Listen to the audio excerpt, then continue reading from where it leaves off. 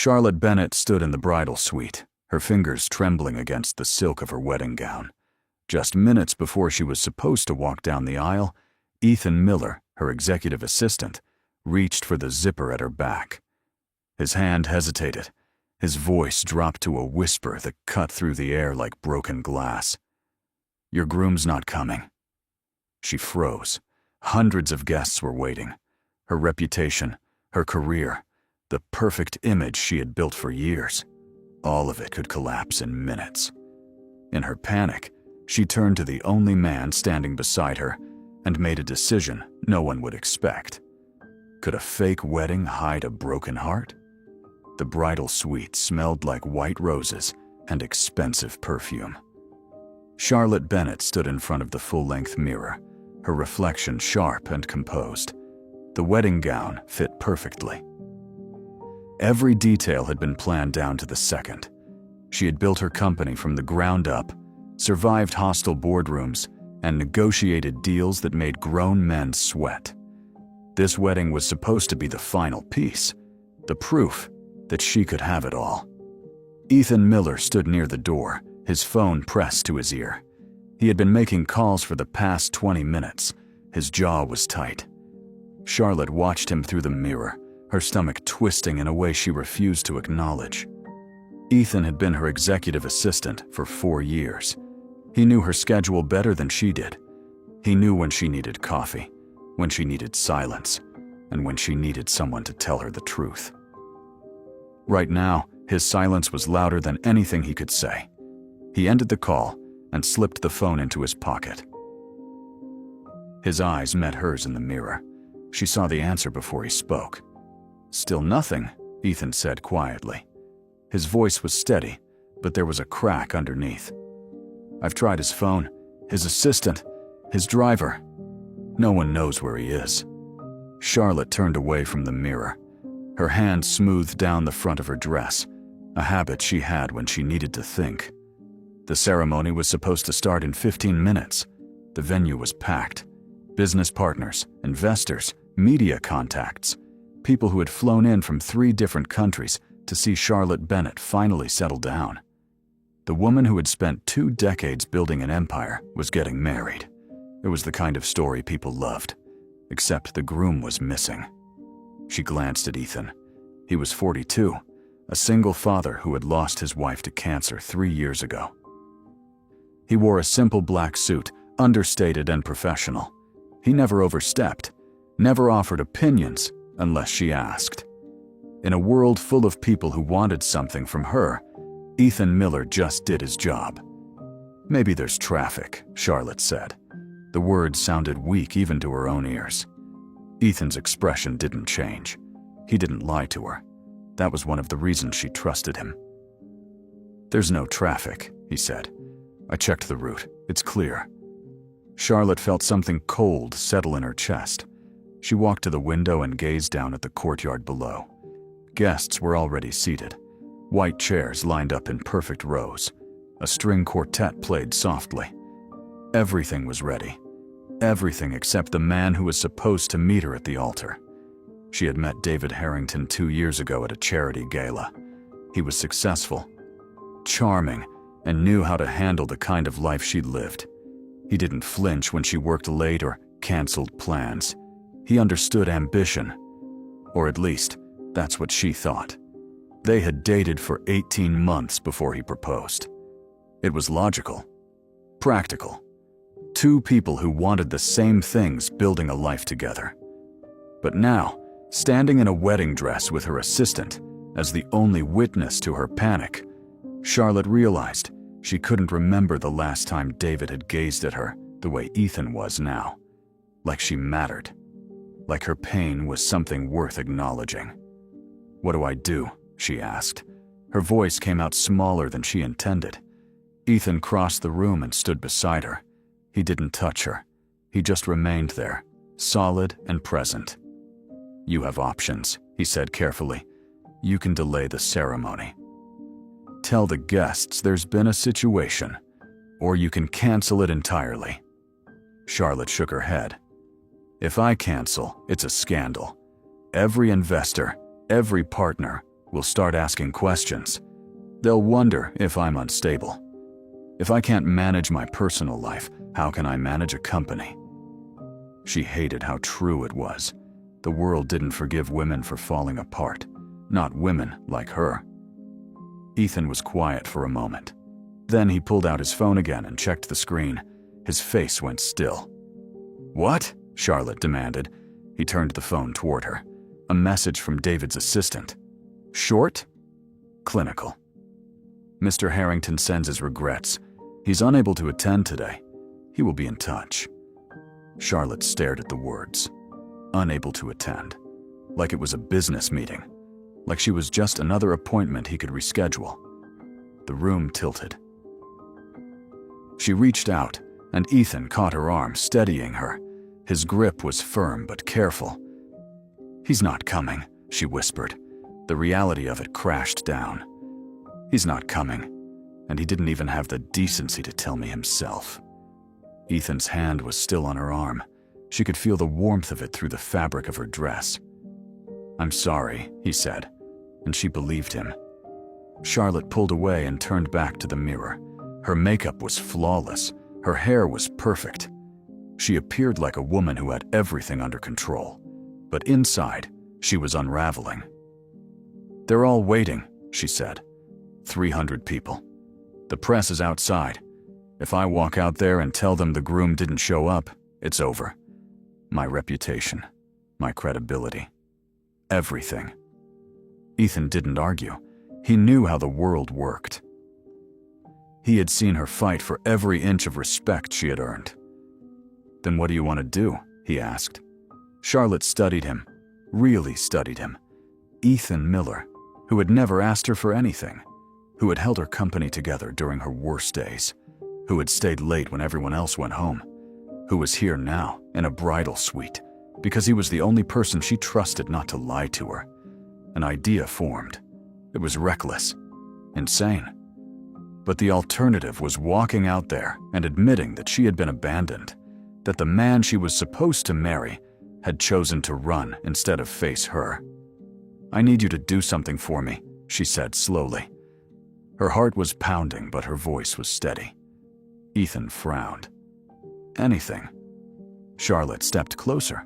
She reached up and straightened his tie. Her hands were shaking. But she forced them to be still. "I need you to walk me down that aisle," she said. "And when we get to the altar, I need you to stand beside me. As the groom." Ethan's eyes widened. For the first time since she had known him, he appeared genuinely shocked. "Charlotte, you can't be serious."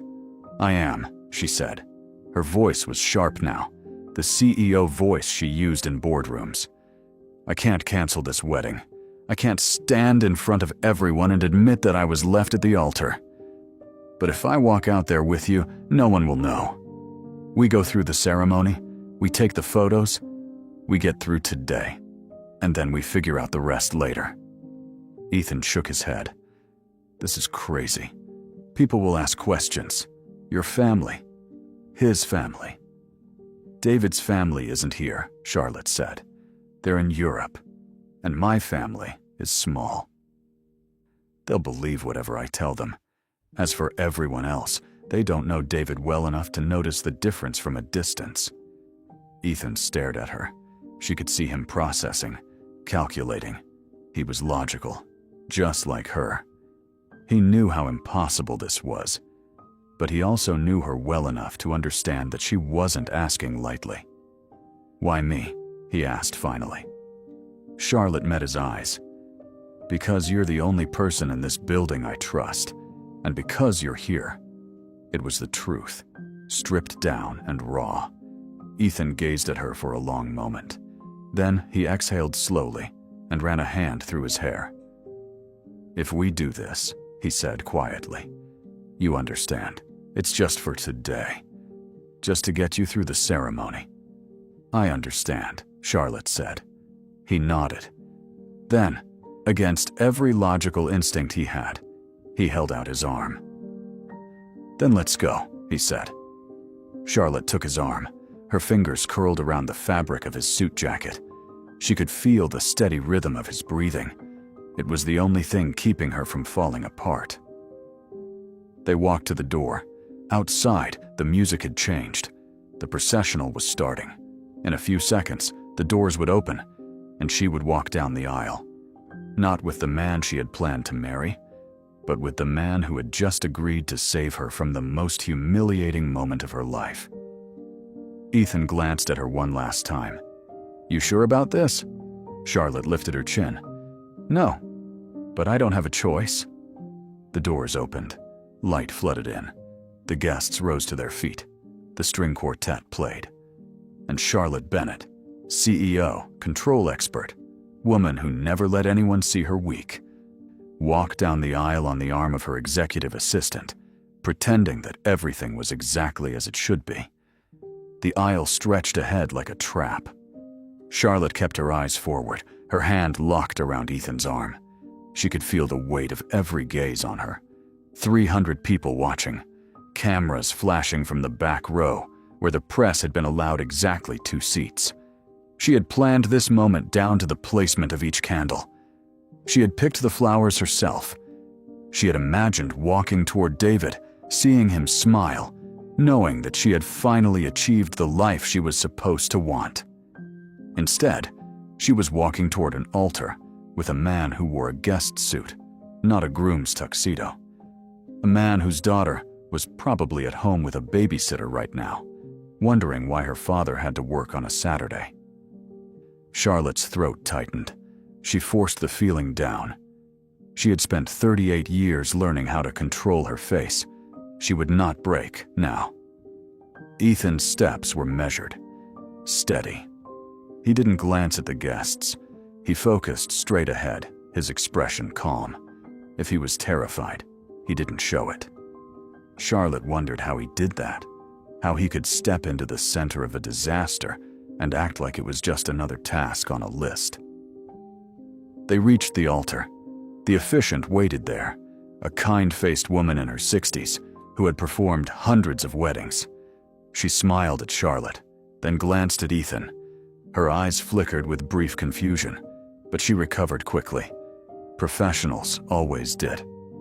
Ethan released Charlotte's arm and turned to face her. The guests sat down. The string quartet faded into silence. And suddenly, it was just the 2 of them there, pretending to be something they weren't. The officiant opened her book and began. Her voice was warm, practiced. She talked about love and commitment and the journey 2 people take together. Charlotte barely heard the words. She was too aware of Ethan's presence beside her, too aware of the lie they were telling, too aware that somewhere David Harrington was doing something else. Anything else. And he had chosen not to be here. The officiant asked them to join hands. Ethan's fingers closed around hers. His hands were warm, steady.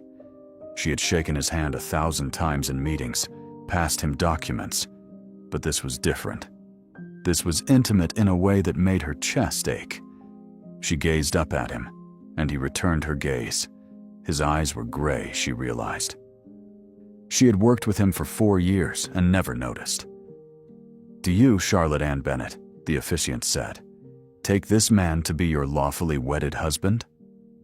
Charlotte's mind went blank. For one horrible second, she couldn't remember what she was supposed to say. Then Ethan's thumb brushed against the back of her hand. Just once. A small, grounding touch. "I do," she said. Her voice came out clear. The officiant turned to Ethan. "And do you take this woman to be your lawfully wedded wife?" Ethan didn't turn away from Charlotte. His expression was unreadable. "I do," he said. The words hung in the air. They weren't real. They were a performance. But there, with his hands holding hers and his eyes steady on her face, Charlotte felt something shift, something she didn't have time to name. The officiant nodded to the ring bearer. A nephew of David's who didn't know the man at the altar wasn't his uncle. The boy stepped forward with the rings. Charlotte's hands shook as she took one. It was a simple gold band, meant for David. She slid it onto Ethan's finger. It fit.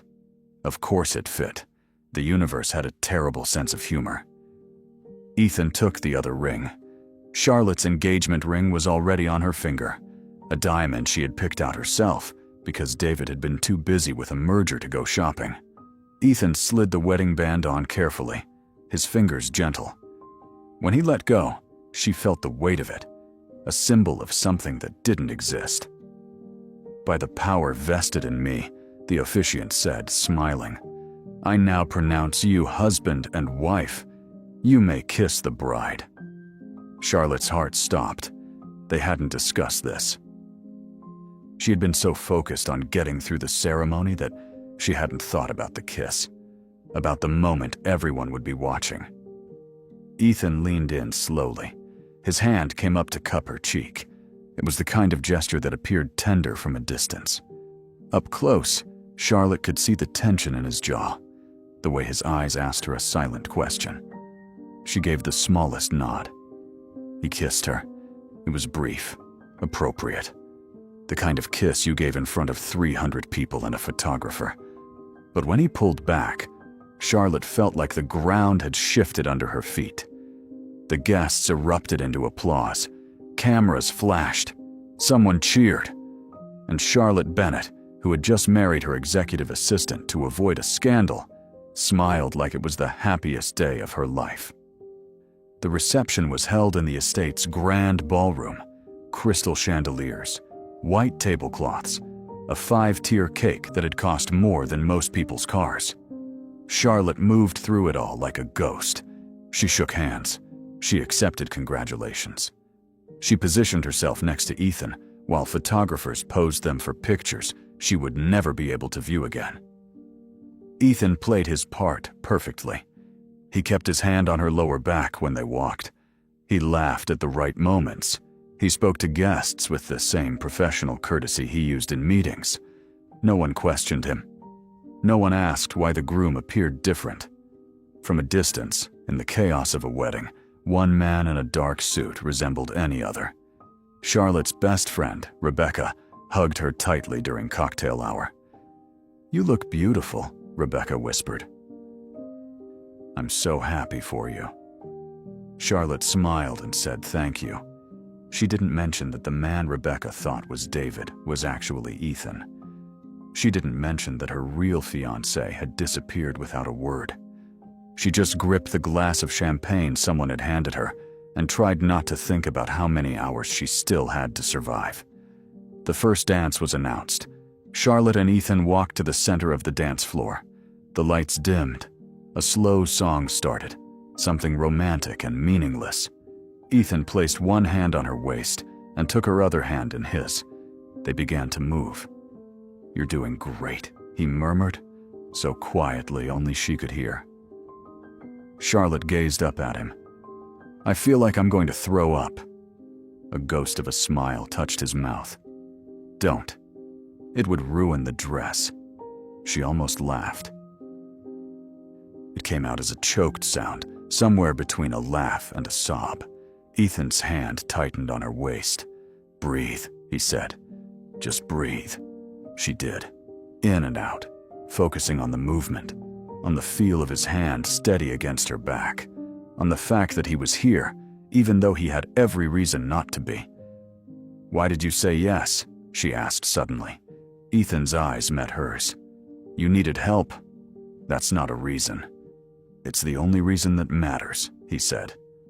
The song ended. People clapped.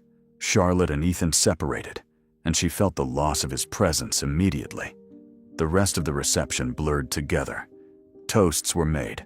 The cake was cut. Charlotte smiled until her face hurt. Ethan remained close, always within reach, like he knew she might fall apart if he stepped too far away. By the time the last guest started to leave, Charlotte's feet were bleeding from her heels and her jaw ached from holding her smile. Ethan had removed his jacket hours ago. His tie was loosened. He appeared exhausted. They were alone in a side room, away from the cleanup crew and the lingering stragglers. Charlotte sank into a chair and closed her eyes. For the first time all day, she'd let herself stop performing. "We did it," she said. Her voice was hollow. Ethan sat down across from her. He rolled up his sleeves, and she noticed the ring still on his finger. He followed her gaze and studied it. "I'll give it back," he said quietly. "Keep it," Charlotte said. She didn't know why. Maybe because taking it back felt like admitting the whole day had been a failure. They sat in silence. Then Charlotte's phone buzzed. She pulled it from the hidden pocket in her dress. A message lit up the screen. From David. Her hands went numb. "What is it?" Ethan asked, his voice sharpening. Charlotte stared at the words. She read them once, twice. They didn't change. "I'm sorry. I wasn't ready to get married. I need time to think. Please understand. No explanation. No real apology. Just a coward's exit." She handed the phone to Ethan without a word. He read the message. His expression darkened. "He waited until now to tell you," Ethan said. His voice was low, controlled, but there was anger underneath. Charlotte felt something inside her crack. All day she had maintained her composure. She had smiled. She had lied. She had walked down an aisle and married a man who wasn't hers to keep her pride intact. And for what? So David could send a text message like she was an inconvenience. "He's not sorry," she whispered. "He's just covering himself." Ethan set the phone down. He leaned forward, his elbows on his knees, his eyes on her face. "You deserved better than this," he said. Charlotte laughed, but it came out bitter. "Did I? I chose him. I said yes when he proposed. I planned a wedding with a man who couldn't even show up." "That's not your fault," Ethan said firmly. "You didn't make him run. He did that on his own." Charlotte shook her head. The tears came before she could stop them. She pressed her hands to her face, trying to hold them back. But it was useless. Everything she had been holding inside all day came crashing out. The humiliation, the betrayal, the realization that she had built her life around someone who didn't have the courage to be beside her when it mattered. She felt Ethan move. Then his arms were around her, pulling her close. She buried her face in his shoulder and sobbed. He didn't say anything. He just embraced her, one hand against her back, the other cradling her head. He smelled like soap and wedding champagne, and something steady, something real. Charlotte cried until there was nothing left, until her chest ached and her throat was raw. When she finally pulled back, Ethan's shirt was damp with her tears. She tried to apologize, but he shook his head. "Don't," he said. She studied him. His face was serious, but there was something in his eyes, something she had never seen before. Concern, tenderness, maybe even anger, but not at her, at the man who had done this to her. "What do I do now?" she asked. Her voice was broken. Ethan reached up and brushed a tear from her cheek. The gesture was careful, respectful. "Now," he said quietly, "you let yourself fall apart, just for tonight. Tomorrow, you pick yourself back up. But tonight, you don't have to be strong." Charlotte's breath hitched. No one had ever given her permission to break before. No one had ever told her it was okay to stop pretending.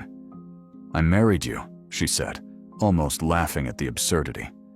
"I married my assistant to save face, and the man I actually wanted didn't even care enough to call." Ethan didn't flinch. "Then he's a fool." The words settled between them. Simple. True. Charlotte gazed down at her hands, at the rings she was still wearing, at the wedding dress that suddenly felt like a costume she couldn't wait to take off. "This whole day was a lie," she said. Ethan was quiet for a moment. Then he spoke, his voice steady. "Maybe," he said. "But I meant what I said. When I made those promises up there, I meant them, even if they weren't real." Charlotte studied him. His eyes captured hers. "What does that mean?" she whispered. Ethan rose to his feet. He held out his hand. "It means you're not alone," he said. "Not tonight." Charlotte took his hand and let him pull her to her feet. The reception was over. The guests were gone. The lights were dim. And Charlotte Bennett, CEO, control expert, woman who never let anyone see her weak, remained in a ruined wedding dress with her fake husband and wondered how she had ended up here. They left the ballroom through a side exit. The estate grounds were quiet now, the guests gone, the music silenced. Charlotte walked beside Ethan, her heels clicking against the stone pathway. She had stopped crying, but her face felt raw. Her chest felt hollow. She didn't know where they were going. She just knew she couldn't stay in that building anymore. Ethan still carried his jacket over one arm. He had grabbed it on the way out. Ethan led her to a garden bench near the fountain. The water trickled softly in the darkness. He draped his jacket over her shoulders. The night air was cool, and she hadn't realized she was shivering until the warmth of the fabric settled around her. They sat in silence for a long time. Charlotte stared at the fountain, watching the water catch the moonlight.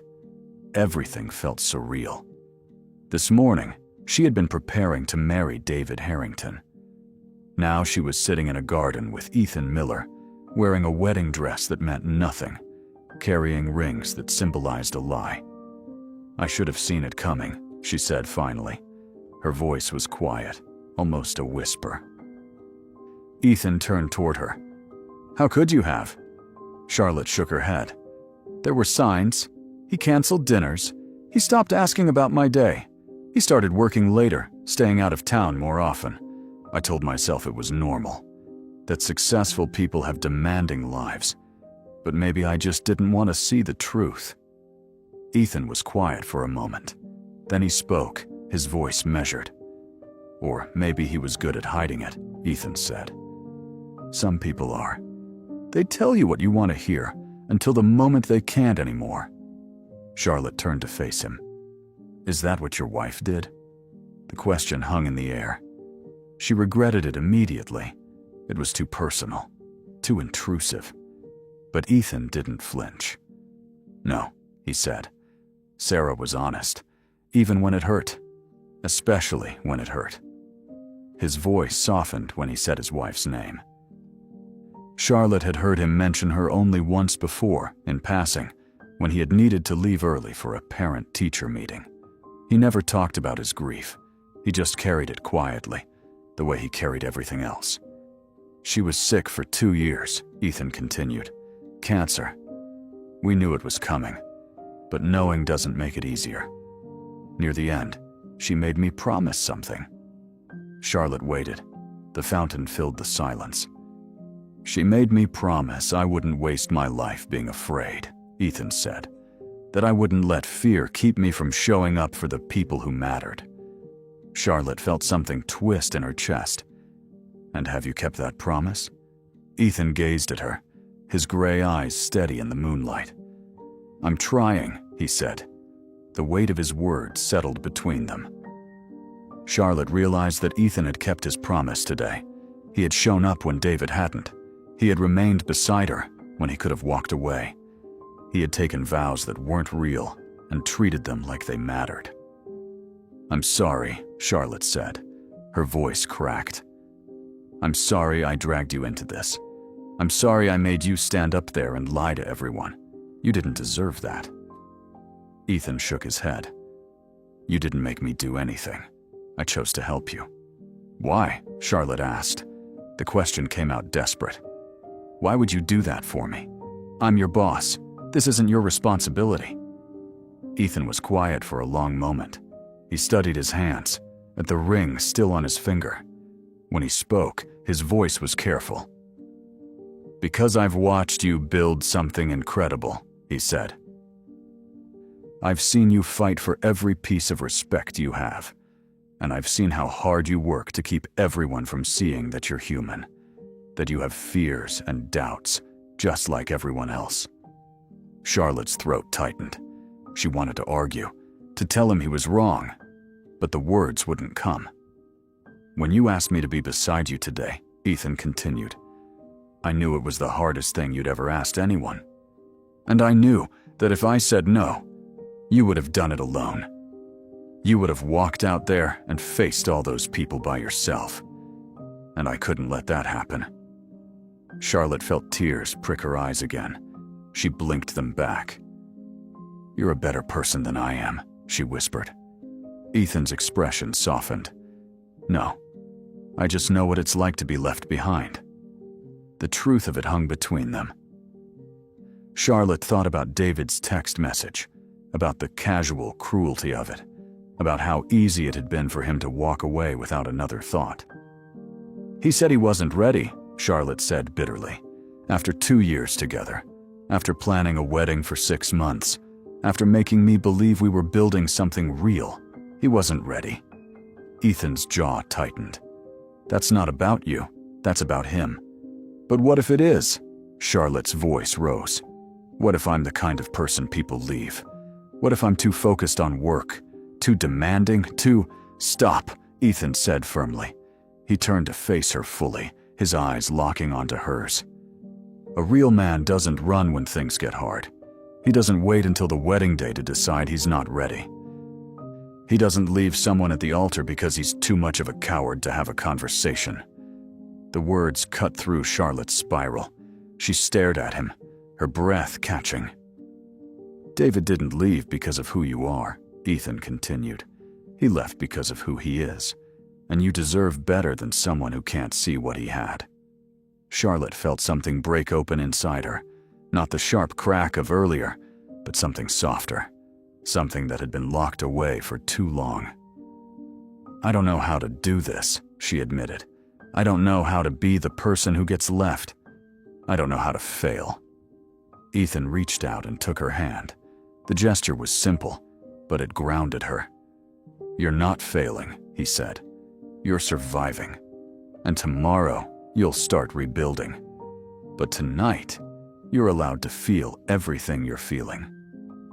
The anger, the hurt, the humiliation, all of it.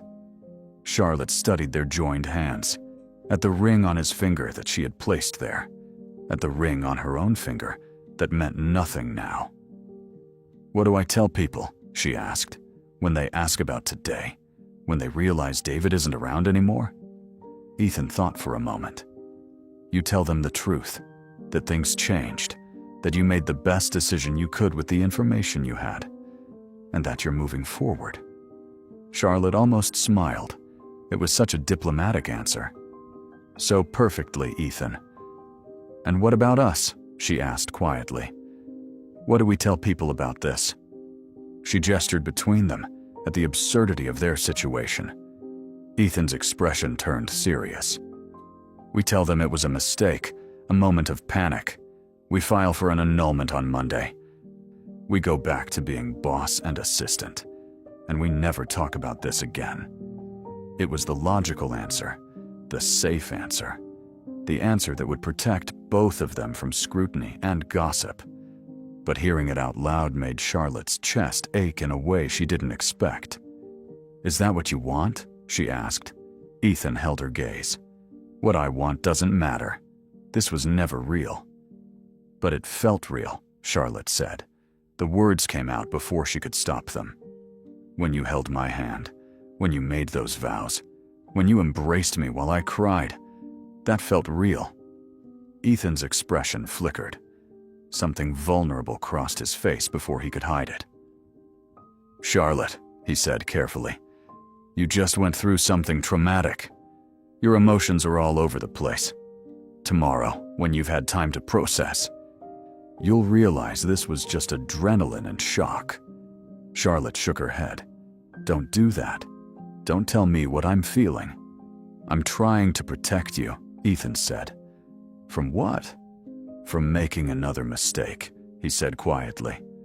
From confusing gratitude with something else. Charlotte pulled her hand away. She rose to her feet, Ethan's jacket slipping from her shoulders. She felt the anger rise, hot and clarifying. I know the difference, she said sharply. I've spent my entire life analyzing decisions, weighing options, calculating outcomes. I know what gratitude feels like, and I know what this is. Ethan rose as well. He studied her, his expression guarded. "Then what is it?" he asked. Charlotte's breath caught. She didn't have an answer. Not one she was ready to say out loud. Not one that made sense after the worst day of her life. "I don't know," she admitted finally, "but I know it's not nothing." They remained there in the darkness, the fountain trickling behind them, the weight of the day pressing down on both of them. Finally, Ethan spoke. His voice was soft. "I need to go," he said. "My daughter is with a sitter. I told her I'd be home by midnight." Charlotte nodded. Of course, his daughter, his real life, the one that existed outside of this surreal night. "Thank you," she said, "for everything. I know it wasn't fair to ask." Ethan picked up his jacket from where it had fallen and draped it back over her shoulders. "You didn't ask," he said. "I offered." He turned to leave, then stopped. He glanced back at her, his eyes shadowed in the moonlight. "For what it's worth," he said quietly, "I meant what I said up there, when I promised to be by your side. I know it wasn't real, but I meant it anyway." Then he walked away, his footsteps fading into the night. Charlotte remained alone in the garden, wrapped in his jacket, wearing a wedding dress that no longer meant anything. She studied her hands. At the rings she would take off tomorrow, at the life she would have to rebuild from scratch. But for the first time all day, she didn't feel like she was drowning. She felt like she was on solid ground. Broken, yes. Humiliated, yes. But still here. She thought about what Ethan had said, about showing up, about not running when things got hard, about being the kind of person who stayed. David had run, but Ethan had stayed. And maybe that was the lesson she needed to learn. That love wasn't about grand gestures or perfect weddings. It was about who remained beside you when everything fell apart. Charlotte walked back toward the building, the sound of her heels echoing in the quiet. The night was ending. The worst day of her life was almost over. And tomorrow, she would start again. Not as a bride. Not as someone's fiancé. Just as Charlotte Bennett. CEO. Survivor. Woman who had been left at the altar and lived to tell about it. She took off the rings and slipped them into the pocket of Ethan's jacket. She would return them on Monday, along with everything else that didn't belong to her. But for now, she let herself feel the weight of the day, the pain, the humiliation.